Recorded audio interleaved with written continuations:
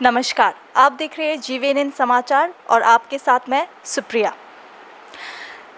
CBSE को जो exams है, पहले जो नोटिफिकेशन आया था वो था जो रिमेनिंग एग्ज़ाम्स थे 1 जुलाई से 15 जुलाई के बीच में वो रिमेनिंग एग्ज़ाम्स को करने का, लेकिन बाद में फिर सुप्रीम कोर्ट का जो फैसला है, जो रिमेनिंग एग्ज़ाम्स है उसको रद्द कर दिया गया है और जो रिज़ल्ट है वो 15 जुलाई तक आ जाएगा। इसी सिलसिले में हम बात करेंगे आज, और आज हम पहुंचे हैं डीएवी स्कूल फुलबारी के पास, और आज हमारे साथ है डीएवी स्कूल की प्रिंसिपल तापसी पॉल जी। हम आज उनसे इसी सिलसिले में बात करेंगे। मैम, आपका बहुत बहुत स्वागत है जीवीएनएन में। Thank you Supriya. पहले तो हम ये जानना चाहेंगे कि अभी जो फैसला है सुप्रीम कोर्ट का, ये पहली बार ऐसा हुआ है इतिहास में कि बोर्ड एग्ज़ाम को रद्द कर दिया गया है, जो रिमेनिंग एग्ज़ाम्स है उसको कैंसिल कर दिया गया है। इस डिसीजन से बच्चों पर कितना प्रभाव पड़ सकता है? वेल सुप्रिया, सबसे पहले मैं ये बोलना चाहूँगी कि जो सुप्रीम कोर्ट का जो डिसीजन आया है, ऑनरेबल सुप्रीम कोर्ट का इन कंसल्टेशन विद सीबीएसई, सबसे पहले हमें इस डिसीजन को बहुत ही I think it's an welcome decision, और ये बहुत ही स्टूडेंट फ्रेंडली डिसीजन है जो सीबीएसई और सुप्रीम कोर्ट की तरफ से जो डिसीजन आया है वो लिया गया है, क्योंकि ये हमारे सामने एक परिस्थिति ऐसा पिछले दो तीन महीने से रहा जहाँ बच्चे एक ऐसे सिचुएशन में थे जहाँ उनको ये समझ नहीं आ रहा था कि उनके एग्ज़ाम्स का क्या होने वाला है। जो भी पेंडिंग एग्ज़ाम्स थे वो कब और कैसे लिए जाएंगे, और इस तरीके से ये सिचुएशन यहाँ तक पहुँचा जहाँ 1 से 15 जुलाई के बीच में सीबीएसई ने एग्ज़ाम्स को कंडक्ट कराने का डिसीजन लिया था, और इसकी जो तैयारी है वो पूरी तरीके से सीबीएसई कर रहे थे, और सभी स्कूल्स जो एग्ज़ाम्स के लिए सेंटर थे वो भी इसकी तैयारी कर रहे थे। पर अभी जो हमारे देश की हालत है, जिस तरीके से अभी जो ये पैंडेमिक जो जिस तरीके से स्प्रेड हो रहा है और केसेस जैसे बढ़ रहे थे, तो ये एक चिंता का विषय सबके लिए था। It was really a matter of concern, और बच्चे और पेरेंट्स सभी बहुत वरीड थे। वो इस सिचुएशन में एग्ज़ाम देने के कोई भी इसके फेवर में नहीं थे, और सच में ही ये अगर एग्ज़ाम कराया जाता तो वो किसी के लिए भी सही नहीं रहता, क्योंकि पूरे देश में ऐसे कई सारे शहर हैं जो बहुत बुरी तरीके से इफ़ेक्टेड है, और उसमें बहुत सारे कंटेमिनेशन जो जोन्स हैं जहाँ के बच्चे किसी भी हालत में एग्ज़ाम सेंटर तक नहीं पहुंच सकते थे। तो ऐसे सिचुएशन में शायद इससे अच्छा और डिसीजन कोई हो नहीं सकता था इन view of the safety and security of all the children, all the students, कि इस एग्ज़ाम को रद्द करा दिया जाए और कैंसिल डिक्लेयर किया जाए। तो अल्टीमेटली ये डिसीजन बच्चों के फेवर में लिया गया और इस एग्ज़ाम को कैंसिल किया गया है। ओके, ये 10 और जो 12 की जो मार्किंग है वो बहुत ही 10 और 12 का जो एग्ज़ाम होता है वो बहुत ही इम्पॉर्टेंट होता है, एक टर्निंग पॉइंट होता है, एक फ्यूचर में आगे बढ़ाने का वो एक बहुत ही महत्वपूर्ण होता है। तो इसमें इस एग्ज़ाम का जो मार्किंग है वो किस बेसिस पे है, किस आधार पर दिया जाएगा?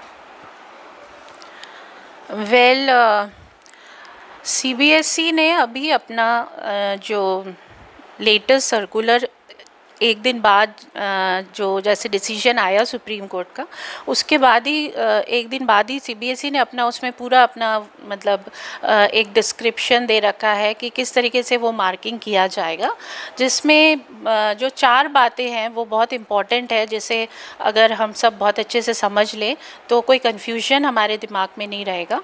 जो सबसे पहली बात है, जैसे हम सब ने इस बात को सुना है कि एग्ज़ाम कैंसिल हो गए, और कैंसिलेशन के बाद जो पहली बात सबके सामने आई है वो ये है कि अभी जो मार्किंग है वो on the basis of some average marking will be done.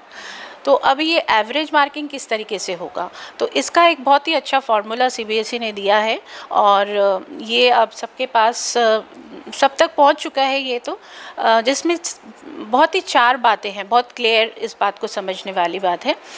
सबसे पहला जो उन्होंने बताया है सीबीएसई ने कि हमारे ऐसे कैटेगरी ऑफ स्टूडेंट हैं जो पूरे इंडिया में जिनके बोथ फॉर क्लास 10 एंड 12, ठीक है, जिनके मोर और लेस सभी सब्जेक्ट्स कंप्लीट हो गए थे. They have completed with all their exams. 10 तो सर्टेनली, क्योंकि आपको पता होगा कि 10 के लिए CBSE ने कोई मतलब ऑप्शनल एग्ज़ाम की बात नहीं करी है, तो 10 के तो सब एग्ज़ाम्स अब ये मानना पड़ेगा कि कंप्लीट है. और वैसे भी मेन जो 5 सब्जेक्ट्स थे क्लास 10 के वो कंप्लीट हो चुके थे.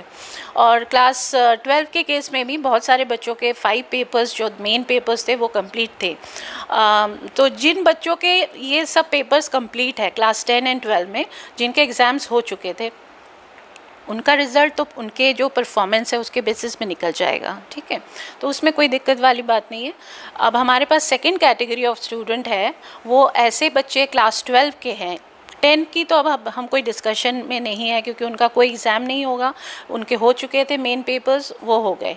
सिर्फ हमारे कंट्री में दिल्ली का एक पार्ट था जहाँ पे 10th के बच्चों के एग्ज़ाम्स नहीं हुए थे, तो उनके लिए अलग क्राइटेरिया है. अब जो सेकंड कैटेगरी वो क्लास 12 के लिए एप्लीकेबल है. ऐसे बच्चे जिनके 4 उससे ज़्यादा पेपर्स हो चुके हैं, ठीक है, उनके लिए ये क्राइटेरिया है कि उनका जो मार्किंग है, जिनका 4 हुआ है और 5वां नहीं हुआ है या 6ठा नहीं हुआ है, तो उनका जो मार्किंग है वो average of the best 3 exam, okay, best 3 performing subjects जो उनका है उसके बेसिस पे दिया जाएगा. बेस्ट 3 का मतलब है कि आपने 4 एग्ज़ाम्स आपने परफॉर्म किया है, आपने अपीयर किया था, उस 4 में से जो आपके बेस्ट 3 पेपर्स में जो आपके मार्क्स आएंगे उसका एवरेज आउट किया जाएगा, और उसका जो एवरेज आएगा उसको आपको 5th पेपर में और 6th पेपर में उस मार्क्स को दिया जाएगा. मान लीजिए किसी बच्चे के बेस्ट 3 में उसके मार्क्स थे से 60, 70 एंड 80, उसका एवरेज करेंगे तो उसका एवरेज आएगा आपका 70, तो उसका जो 5th सब्जेक्ट है उसको 70 मिलेगा, और जो अदर सब्जेक्ट है उसमें उसको 70 मार्किंग किया जाएगा. तो ये हो गया सेकंड कैटेगरी ऑफ स्टूडेंट. अब थर्ड कैटेगरी ऑफ जो स्टूडेंट्स हैं वो ऐसे बच्चे थे जिनके शायद 3 सब्जेक्ट्स और मोर देन 3 सब्जेक्ट्स नहीं अपीयर कर पाए थे. ऐसे बच्चों के लिए फिर ये ऑप्शन होगा कि उनका जो बेस्ट 2 है, बेस्ट ऑफ 2 का एवरेज किया जाएगा, और उसको फिर वो जो एवरेज मार्किंग है उसका अनअपीयर्ड जो सब्जेक्ट्स है उस सब्जेक्ट में उनको वो मार्किंग किया जाएगा उनका. तो ये अपना थर्ड कैटेगरी हो गया. और एक फोर्थ कैटेगरी ऑफ स्टूडेंट है जो हमारे रीजन के लिए नहीं एप्लीकेबल है. जैसे नॉर्थ ईस्ट दिल्ली में ऐसा हुआ है कि कोई शायद एक ही सब्जेक्ट में अपीयर कर पाया था या 2 सब्जेक्ट में अपीयर कर पाए थे, बाकी उनके सब्जेक्ट्स नहीं हो पाए थे. अगर आपको पता है कि दिल्ली में जो दंगे हुए थे उसकी वजह से उनके एग्ज़ाम्स नहीं कंडक्ट करा, तो ऐसे बच्चों का जो मार्किंग है वो बेसिकली CBSE ने ये कहा है कि उनके मार्किंग एंटायरली उनका जो है वो उनका इंटरनल मार्क जो एग्ज़ाम्स हुए हैं, internal oblique practical oblique project and assignment, इसका जो मार्किंग उनको मिला है उसको एवरेज आउट करके जो रिमेनिंग एग्ज़ाम्स है उसमें उनको मार्किंग दिया जाएगा. तो इस तरीके से 4 अपने कैटेगरी हो गए और सभी बच्चों को मार्किंग का जो फार्मूला है CBSE ने दे दिया है. अच्छा, इसके बाद जो बात CBSE ने रखा है कि अगर कोई बच्चा जो अभी जो CBSE एवरेज मार्किंग की बात कर रहे हैं, अगर कोई बच्चा अपने इस एवरेज मार्किंग से सेटिस्फाइड नहीं है, then he has an option to go for an optional exam, okay, which will be conducted by CBSE when the in the due course of time, when the things will be very conducive, means जब situation conducive होगा उस वक्त अगर कोई बच्चा optional exam लेना चाहता है तो वो उसमें अपीयर कर सकेंगे. तो वो उन बच्चों के लिए है जो ये सोचते हैं कि हम अपने एवरेज मार्किंग से सेटिस्फाइड नहीं हैं, तो वो ऑप्शनल एग्ज़ाम के लिए जा सकते हैं. पर इसमें एक बात सबको ध्यान रखना पड़ेगा, कोई बच्चा अगर ऑप्शनल सब्जेक्ट के लिए एग्ज़ाम मतलब ऑप्शनल लेना चाहता है, ठीक है, वो जब भी हो, मान लीजिए वो अक्टूबर में हो रहा है या नवंबर में, तो वो ऑप्शनल सब्जेक्ट जो एग्ज़ाम होगा उसमें जो उसका स्कोर होगा वो फाइनल होगा. That will be the final marks. अब ऐसा हो सकता है, जैसे मैं आपको एक सिचुएशन देना चाहूँगी कि कोई बच्चा ये अपना ऑप्शनल उसने एग्ज़ाम लिया और उसके ऑप्शनल जो एग्ज़ाम है उसमें उसके मार्क्स मान लीजिए ही गॉट से 70 आउट ऑफ 100 एंड उसका जो एवरेज मार्किंग था वहाँ पे उसको 80 मिल गया था। It's quite possible. अब वो सोचेगा कि let's me go back to that, क्योंकि मेरे तो वहाँ ज़्यादा मार्क्स थे, ये तो कम हो गया। तो that will not be possible.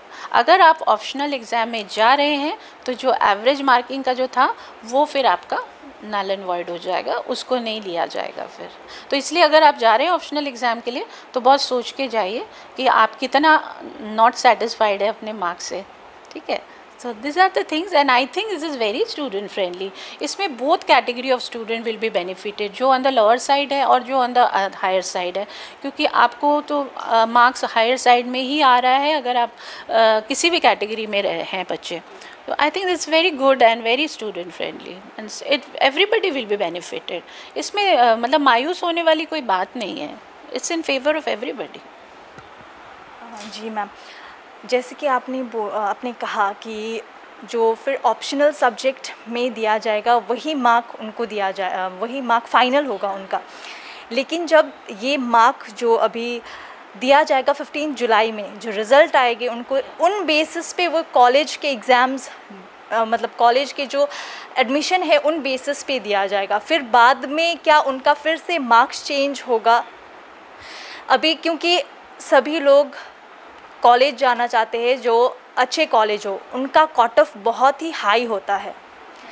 तो क्या इस सिस्टम ये जो सिस्टम है कट ऑफ का, आपको क्या लगता है इसमें भी कुछ चेंजेस होनी चाहिए?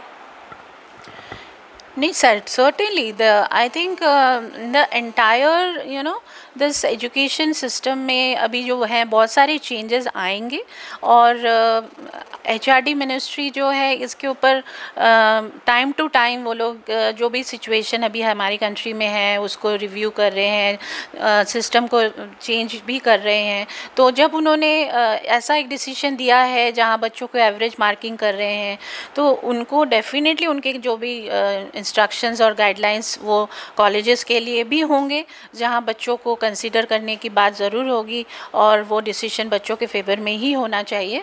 और इस चीज़ को ध्यान में रखते हुए कट ऑफ में ज़रूर चेंजेस आएंगे, क्योंकि ये किसी एक बच्चे की प्रॉब्लम तो है नहीं, because it's going entire country. सभी एग्जामिनेशन सिस्टम जितने भी स्टेट के एग्ज़ाम्स हुए हैं वो सभी इसी प्रोसेस को बेसिकली फॉलो करने वाले हैं और किया भी है, क्योंकि एग्ज़ाम्स मेरे ख्याल से ज़्यादातर स्टेट में ही एग्ज़ाम नहीं हो पाया है, ठीक है। और अगर हम लोग जो सेंट्रल के जो बोर्ड हैं उनकी बात करते हैं, CBSE के अलावा और भी जो बोर्ड हैं वहाँ पे भी यही प्रोसेस फॉलो किए जाने वाला है, ये जो मार्किंग एवरेज मार्किंग है।